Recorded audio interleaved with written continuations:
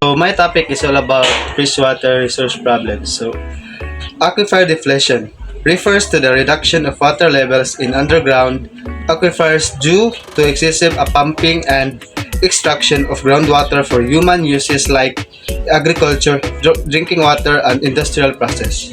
Aquifer depletion, the overuse of groundwater resource, leads to several consequences. Water supplies decrease well productivity and increase cost for water extraction.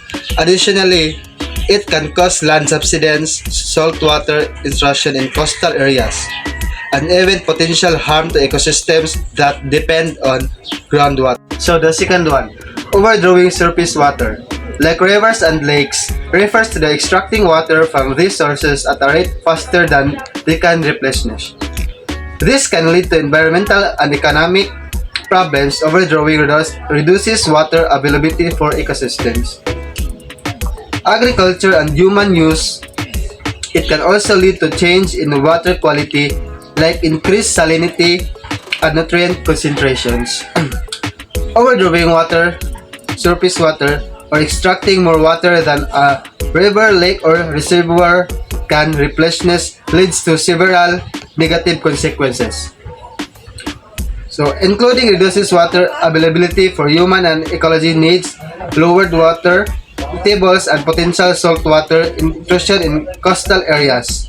Environmental impacts reduces surface water supplies. Overdrafting can deplete river, lakes, and reservoirs.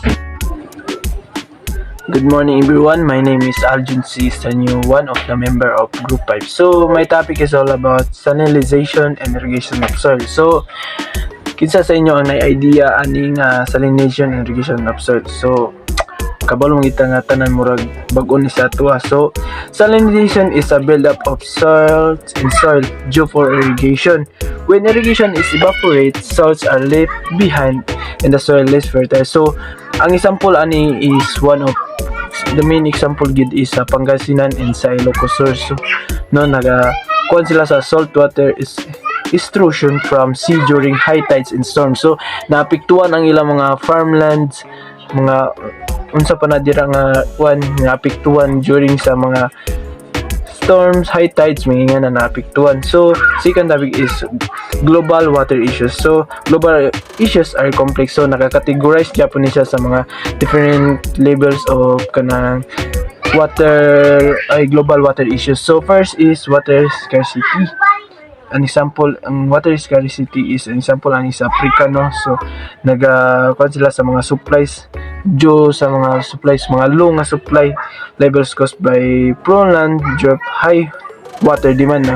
So, high water demand pero kanang gamay ang mga ma-produce. So, less sila or maapektuhan ang mga limits, usage of limits sa water kay high ang demand, then gamay ra ang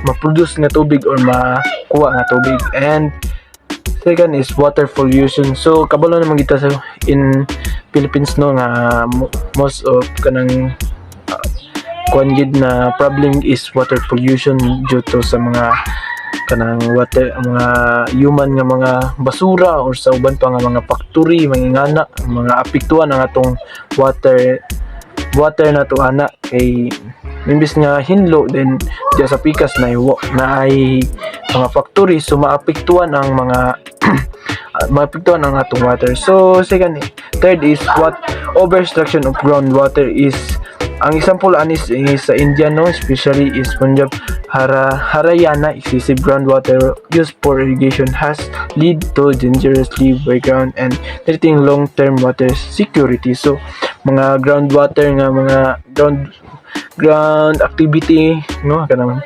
example is magkalot sila diya sila magkuha og tubig na maapektuhan ang magyapon ang kuanana. So, climate change, no, maapektuhan gyapon also ang matong global water issues sa climate change. Nagadepende siya, example, baha ngana naapektuhan nga hugawan, nga sagulan og mga basura, nakatampo na dira sa atong gaimnon nina ba, dili kay ta maka-sure nga atong gaim nun is pure gid siya nga masaligan or kanang trusted gid siya nga dili makadoubt sa ato kay narabay yung na karon nga kalat nga issues nga asa water lagi na yung mga sakit nga makuha ingana. So last one is inefficient water management. So inefficient water management refers to the poor planning, distribution, and use water resources leading to waste, shortage, and environmental harm. Includes many cities around the world include sa one is Mexico. 40% of the water supply lost due leaking pipes no mga leaking pipes. So mga effect mga trouble sa mga tubo mga nag-affect sa sayang ratag tubig no ano gyapon na sa Pilipinas no mga leaking pipes mga bisag sa mga sa kuno example is ang pipes is nasa daplin sa dalan so makaapekto gyapon sa ato so global water issues no. So that's all my topic all about no. So thank you and good morning. So good day everyone. Today I will present about water management focusing on two main areas: dams and reservoirs and water conservation. So dam and reservoirs purpose and benefits. Dams and reservoirs play a crucial role in managing water. They store water for irrigation, drinking, and industrial use. They also generate hydroelectric power, control floods and droughts, and even provide spaces for recreation. And all of these support agriculture and boost our economy. So there are also challenges, and there are some well-known examples here, includes the Hoover Dam in the US and the Bhakra Dam in India.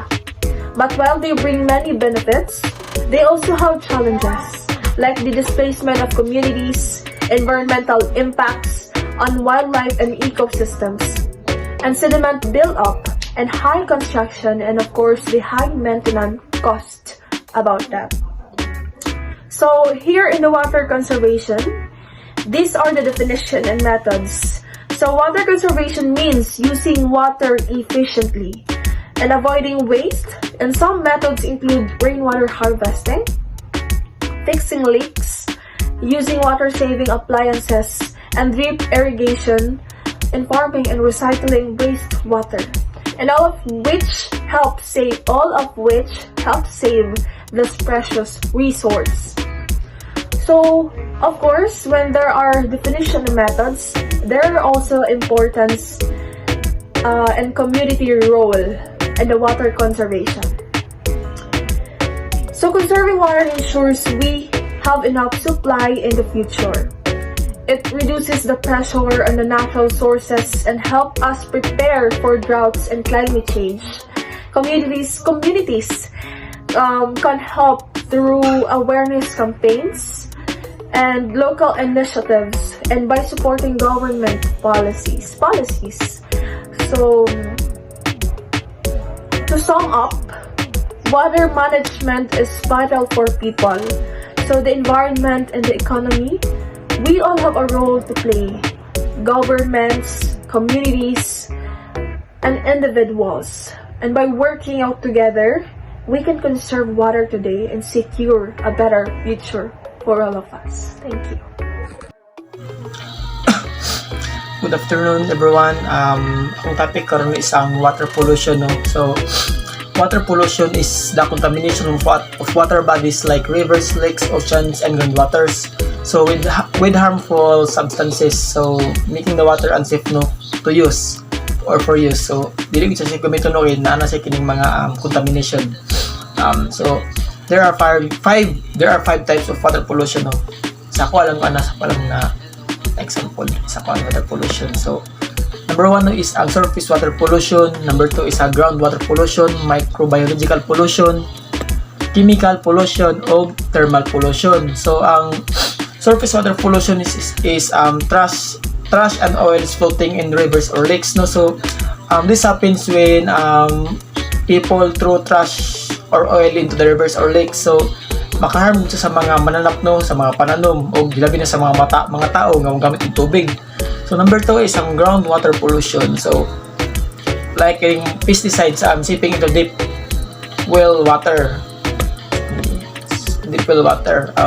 So chemicals from farms or mga factories go into the ground and mix with water underground. So ang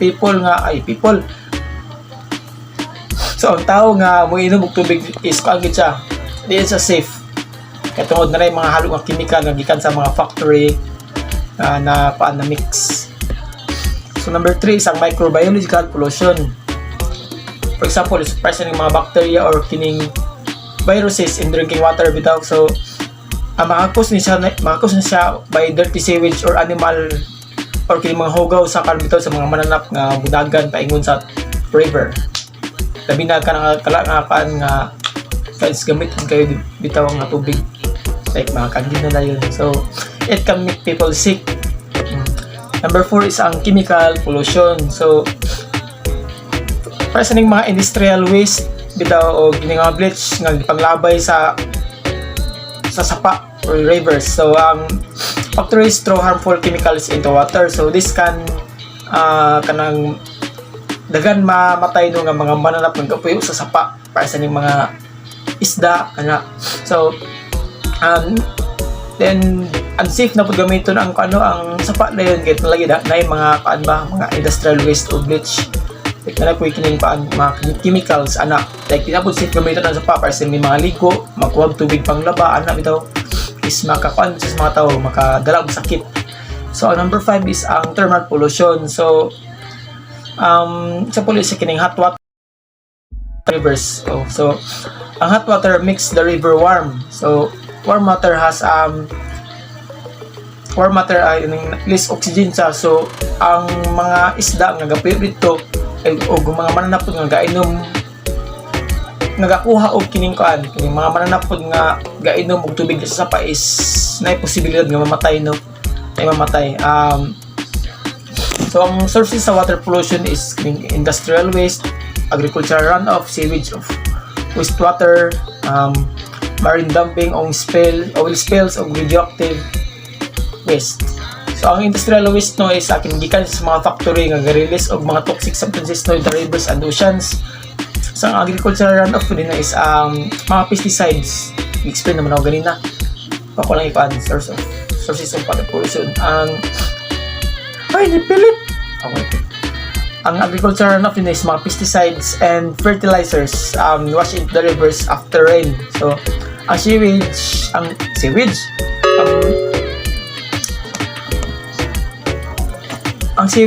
and wastewater is mga untreated waste from households and business dump into bodies of water. Ang marine dumping din sa mga garbage like plastics o kining mga chemical nga ginalabay sa ocean. Next din is ang oil spills. Large amount of oil accidentally released into the sea. So dahil kay maapektuhan gid no. So the last is radioactive waste. Dangerous substances from nuclear power plants entering water system. More to guys. Thank you. So, purification and sewage treatment is a multi-step process that clean wastewater and used water from homes, industries, and businesses before releasing it back into the environment. This process removes physical, chemical, and biological contaminants to ensure water is safe for discharge into rivers or reused in agriculture or industry. So there is a 3 types of treatment. The primary treatment is a physical removal of large solid using screens and sedimentation tanks. So the secondary treatment is a biological process where bacteria break down organic matter. So tertiary treatment is advanced treatment to remove remaining nutrients, chemicals, or pathogens, often using filtration, UV light, or chemicals like chlorine. So like for example, city sewage treatment plant that cleans household wastewater before discharging it into a nearby river. And also, second example is industrial plant installing a water treatment unit to clean its effluent before use in its cooling system. So, next topic is ang controlling water pollution. So, ang controlling water pollution involves measures taken to prevent pollutants like chemicals, plastics, oil, and waste from entering lakes, rivers, oceans, and groundwater. So, this protect ecosystem, drinking water source, and aquatic life. So, the method of control is NASHI method of control. Number 1 is regulating industrial discharge through strict environmental laws. And number 2 is proper waste disposal to avoid littering and leaching into water sources. The third one is using eco-friendly agricultural practices such as limiting chemical fertilizers and pesticides. Like for example is enforcing fines on factories that dump untreated waste into rivers. Also, create og buffer zones of vegetations along river to absorb runoff from farms. And last example is about educating communities to avoid dumping oil or medications down the drain. Solid waste types of disposal. So we have 4 types of disposals. So the first one is malata, dili malata, recyclable, and poisonous. So for malata, so for example ani kay ang mga leftover foods, mga dahon o mga prutas nga wala nangahalin. So ang sa dili malata kay mo ni siya mga plastic bags, rubber tires o mga buwak nga botilya. And for the recyclable, mo ni siya ang katong mga pwede pa nimo gamiton like plastic bottles o mga bottles, aluminum cans o carton. So and the last one is poisonous. So mo ni siya ang mga battery o mga chemical para sa mga panglimpyo sa CR like Domex. So this is what you should do to properly dispose of garbage. The first one is composting. Combine all the rotting materials to make fertilizer. The second one is pag-recycle. So sells the plastics and bottles to the traders. And the last one is landfill. Take it to the landfill so our trash can be thrown away properly. Good day everyone, my topic is managing hazardous waste from chemical, accident, and toxic waste production. Managing hazardous waste from chemical, accident, and toxic waste production is a critical aspect of environmental health and safety involving systematic approach to minimize the risk to human health and the environment. Hazardous waste management encompasses the collection, treatment, storage, and disposal of the waste materials that possess substantial risk when improperly handled. Such waste can arise from various sources including industrial process, chemical spills, and everyday products. The classification of hazardous waste typically includes characteristics such as ignitionability, corrosivity, reactivity, and toxicity. Now, key steps of managing hazardous waste. One is identification and classification. Identification is crucial to identify whether a waste is hazardous. This involves reviewing safety data sheets SDS to understand the properties and hazards associated with the waste. Next, classification. Wastes are classified as hazardous if they exhibit certain characteristics, eligibility, corrosivity, or especially listed under regulations such as the Resource Conservation and Recovery Act. 2 is storage. Proper storage is essential to prevent leaks and contamination. Hazardous waste should be stored in sealed, compatible containers with clear labeling to prevent accidental exposure and reaction. Facilities must maintain proper ventilation and temperature control. 3 is transportation. Transportation of hazardous waste must comply with strict regulation to minimize the risk. This includes using certified waste transport vehicle and ensuring that all containers are securely sealed, labeled. Manifest system tracks the waste from its point to origin to its final disposal. 5 is treatment. Treatment methods aim to reduce the hazardous nature of the waste. Common methods. Chemical treatment involves neutralization or other chemical processes to render the waste less harmful. Next is thermal treatment. High temperature incineration is used to destroy organic waste and reduce their volume. Next is biological treatment. Use microorganisms to degrade organic pollution, often referred as bioremediation. Next is disposal. Disposal options vary depending on the type of waste. Landfilling. Secure landfill designate to contain hazardous waste with multiple layers of protection against leaching.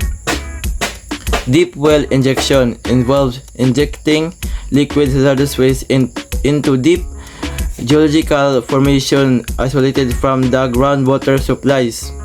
Next is recycling. Some hazardous waste materials can be treated and recycled, reducing the volume of the waste that requires disposal. That's all. Thank you.